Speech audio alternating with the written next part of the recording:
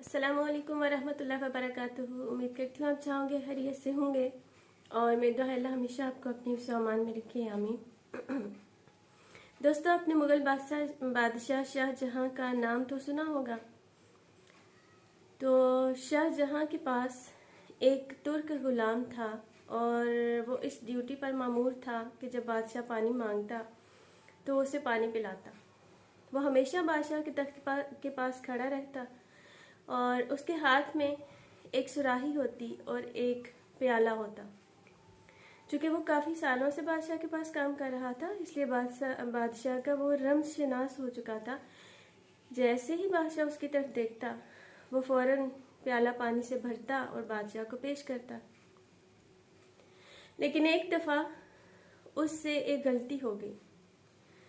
हुआ यूँ कि एक दफ़ा जब बादशाह ने पानी मांगा तो उसने प्याले में पानी दिया और बादशाह जब पानी पीने लगा तो उसने देखा कि प्याले का एक कोना झड़ा हुआ है।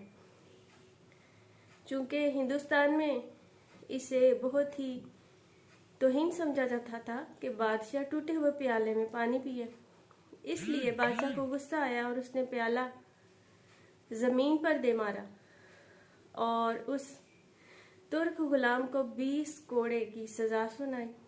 चूँकि बादशाह का हुक्म था, टाला नहीं जा सकता था, इसलिए उसे 20 कोड़े भी लगाए गए और साथ ही उसे उसकी नौकरी से भी फारिग कर दिया गया। खैर, वक्त ने पलटा खाया और औरंगजेब ने अपने बाप को कैद खाने में डाल दिया और वह तमाम मुलाजमीन और गुलाम जो कि उसने निकाले थे, जिनको उसने बरतरफ किया था, वो सारे उसके ऊपर तैनात कर दिए। उनमें एक वो तुर्क गुलाम भी था।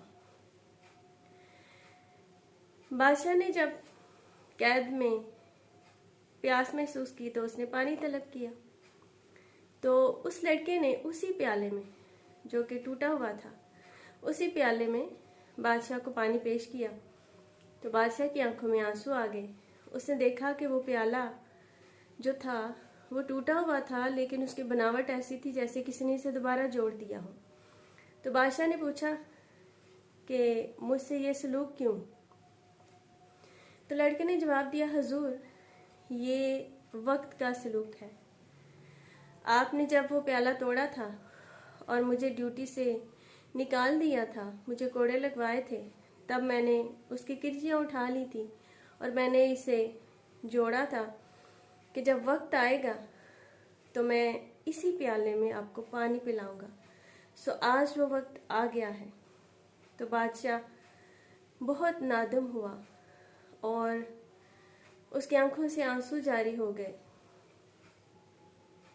क्यों? क्योंकि ये दुनिया एक वादी है जहाँ पे हर शख्स को अपनी अना, अपने तकब्बुर और हमाकतों की बाज़गश्त ज़रूर सुनाई देती है। तो दोस्तों, आप भी इस बात का ख्याल रखिएगा कि कहीं आप में तो तकब्बुर नहीं है, कहीं आप में अना तो नहीं है, या आपने कोई हमाकत ऐसी तो नहीं कर दी कि जिससे किसी का दिल दुखा हो। तो फिर आप भी तैयार रहिए, क्योंकि इस वादी में हर शख्स को अपने किए हुए अमल की बाज़गश्त ज़रूर सुनाई देती है। अपना बहुत सा ख्याल रखिएगा, खुश रहिए, मुस्कुराते रहिए।